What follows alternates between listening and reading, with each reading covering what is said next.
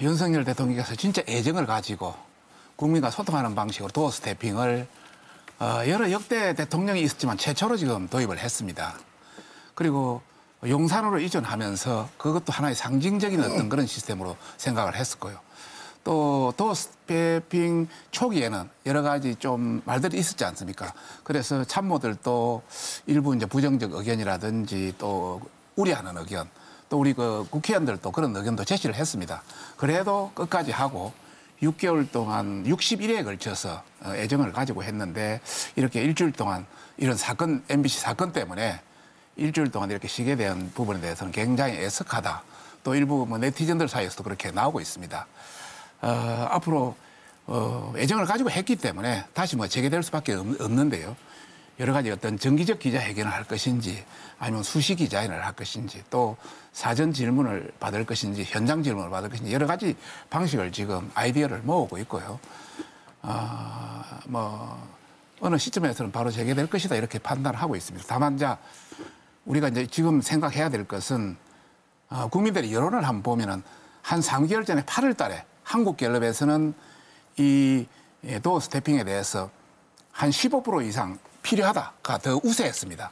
그런데 최근 어제 여론조사를 해보니까 오히려 도어 스태핑을 하지 않는 것이 더 낫겠다 하는 것이 43대 40으로 오히려 더 우세한 완전히 역전됐습니다.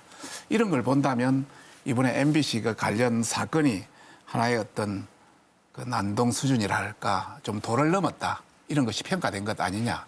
이런 것이 다시 있어서는 안 되겠다. 이런 생각을 하게 됩니다. 지금 여러 가지 방식에서 뭐 기자의 질문 때문에 이것을 중단한 것 같이 이렇게 생각하시는데 사실은 아닙니까? 예, 사실은 그동안 MBC가 편파 왜곡 방송이 이게 축적되고 나가 이분의 임계점이 폭발했다. 이런 말씀을 우선 드리고 싶고요. 그다음에 이제 우리 전재수 의원님께서 아까 그 대통령께서 뭐 여러 가지 그 욕설을 하셨다. 뭐 또 저희들은 자막 조작이라고 이야기합니다만은 MBC의 STT라고 음성을 문자로 완전히 해석하는 기계 장치들이 다도 시스템들이 도입되어 있습니다. 그래서 제가 지난번 국정감사 때 그 자료를 전부 내놔라 해가지고 쫙 한 받아봤습니다. 받아보는데 다른 데는 다 이미 문자로 다 됐어요.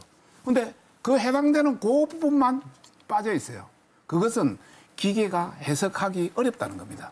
전문가들도 그 해석하기 어렵고 실제 MBC가 음성을 문자로 바꾸는 그 기계도 합기하지 못하는 것을 많은 사람들의 의견이다 해가지고 그게 욕설이니 뭐 바이든이니 날리면 무슨 XS니 이 정확하지 않는 것을 발언하는 것은 좀 유감이다는 말씀 드리고 싶습니다. 그런데 MBC가 그동안 편향 보도, 방송 이것이 너무 심했다. MBC 때문이다? 예.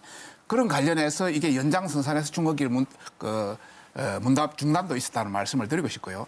저희들이 이제 뭐 제가 가방에 한 5년 정도 있어가지고 이쪽 관련해서 누구보다도 많이 접촉하고 있습니다만은 보통 대통령이 당선되면 한 6개월 정도는 허니문 기간이라 해서 굉장히 서로 거하지 않습니까?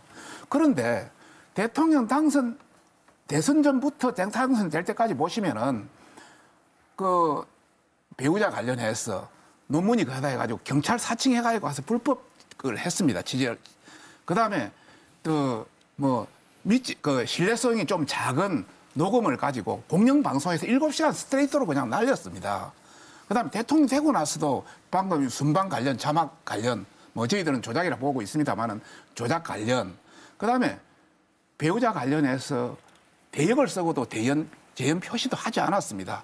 하나하나 끈끈이 다 이런 식으로 대통령에 대한 부분도 뭐 6개월에 그 어떤 허니문을 주는 것도 아니고 그냥 처음부터 끝까지 계속하고 있다는 말씀을 드리고 싶고 그 외에도 저희 보수 우파 그렇게 뭐 저희 당을 비롯해서 그 앞에까지도 보면은 2002년도 그때 그 김대엽 병풍 사건이 있었습니다. 그때 그 병력 비리 그래가지고 완전히 그 정권이 바뀌어버렸습니다. 그 당시 얼마나 그랬냐면 MBC 부장 최문순 부장이 하루아침에 사장되었습니다. 얼마나 그 고마웠으면 그 이후에도 2008년에 강우병이라든지 2012년에 한미 FTA라든지 이런 걸 보면은 정말 해도 너무하다.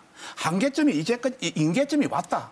그런 관점에서 이번에 출근길 문닫까지 터져버리기 때문에 이런 것이 놓은 것 아니냐. 그래서 전체적인 책임은 MBC의 책임이다 이런 말씀을 드리고 싶습니다. 예, 언론을 대하는 윤석열 대통령의 언론관이 예전의 대통령들보다는 훨씬 프렌들리하다. 프렌들리하다. 그 언론에 친근하고, 친화적이다. 예, 또 친화적이다. 언론인의 친화적이다 이런 말씀을 드리고 싶습니다. 예. 저는 대통령을 대선 때도 또 인수위 때도 모셨습니다. 같이 한 몇 달 쭉 있어 보니까 굉장히 언론에 친화적이고 또 그 관련해서 보니까 그 당시 바로 당선되고 나서 당선인 시절에도 신문의 날이라든지 또 그 사진 전시회라든지 이런 것도 가고 또 그 천막 어떤 기자실이 있었습니다. 거기도 뭐 매일 수시로 들리기도 하고 또 기자 편집국장들하고 점심 어떤 정치랄까 뭐 이런 것도 하고 또 그 아울러서 아까 뭐 말씀드렸습니다만 대통령 그 취임하고 나서 바로 뒤에 도어 스태핑, 하루 뒤에 스태핑 해가지고 61회를 했고 뭐 이런 관점에서 보면 굉장히 친화적이다 이런 말씀을 드리고 싶고 평소에 이런 말을 많이 합니다. 입법, 행정, 사법 플러스 언론이다. 사부로서 굉장히 그 존중하는 그런 생각을 가지고 있습니다. 그런 차원에서는 굉장히 그렇지만은 다만 언론의 자유는 최대한 보장을 하되 가짜 뉴스라든지 조작 여기에 대해서는 책임을 묻겠다. 허위 조작에 대해서는 이게 강경하십니다. 그거는 선진국도 마찬가지거든요. 그래서 MBC에 대해서 이렇게 강경한 말씀을 하신 거라고. 그런 강경한 일련의 과정이 그런 차원에서는 대통령은 언론은가는 굉장히 언론에 대한 친화적이고 정상적이다. 세계의 여러 가지 이제 방송들의 지배 구조를 보면요. 세계는 1공영 다민영 체제로 되어 있습니다. 1공영 다민영. 그러면 예를 들어서면 그 뭐 일본 가면 NHK 하나 있고 나머지는 전부 민영입니다. 영국의 BBC는 공영 하나고 나머지는 거의 민영입니다. 미국 같은 경우는 그냥 전부 다 민영입니다. 민영이고요. 그런데 우리는 완전 거꾸로 되어 있습니다. 다 공영, 일민영. 그러니까 예를 들어서 KBS, MBC, YTN, 연합뉴스, 그다음에 TBS 뭐 이런 다 공영에다가 일민영, 1SBS입니다. 그래서 우리도 장차적으로 시기를 가지고 1공영 다민영 체제로 가기는 가야 됩니다. 그 움직임입니까 이건? 그 하나의 일환이고요. YTN 같은 경우는 지금까지 이전 정부들이 YTN의 지금 31% 정도가 한전, KDN하고 마사에서 가지고 있습니다. 이 31%를 가지고 YTN을 좌지우지하고 있습니다. 그래서 윤석열 정부에서는 이것을 민영화시켜서 이제 정부에서 YTN을 가지고 좌지우지하지 않겠다. 우리가 권력에서 전혀 언론에서 손을 떼겠다. 그런데 지금 그 노조는 반대하고 있습니다. 자기들 밥그릇 때문에. 그리고 민주당도 그게 비판하고 있습니다. YTN에서 뭐 그동안 혜택을 받았는지 뭐 그런 어떤 형태이고요. 민주당은 어떻게 보세요? 잠깐만요. 예. 그다음에 TBS 관련해서는 그 1년에 지금 한 300, 그 올해 같은 경우 344억 정도를 지원하니까 TBS 운영비의 70%를 서울시에서 지원합니다. 지금까지 TBS가 그런 대로 교통의 방송으로서 제대로 해왔는데 박원순 시장이 들어오고 나서 이게 변했습니다. 완전히 또 남탓한다. 또 남탓. 남탓이 아니고 있는 그대로 팩트를 이야기합니다. 완전히 김어준의 뭐 뉴스공장이라든지 이런 관련해서 완전히 한쪽으로 돼 있기 때문에 여러 가지 비판이 있다가 최근에 이제 서울시장이라든지 시의회가 국민의힘으로 바뀌었지 않습니까? 그래서 2024년 1월부터 지원을 중단하는 개념으로 나갔는데 아직은 시간이 있습니다. 1년 몇 개월 시간이 있어서 지금 현재 재단이기 때문에 완전히 서울시의 예산을 한 푼도 받지 않고 독자적으로 운영하느냐. 예. 아니면은 지금의 교통방송은 전부 핸드폰으로 다 봅니다. 그래서 교통 플러스 다른 정보로 또 어떤 편파된 방송이 아닌 공정한 방송으로 거듭나서 어떤 지원을 받느냐 하는 문제는 그 자신들에 달려있다. 이런 말씀을 드리고 자유를 해치려면 책임도 져야 됩니다.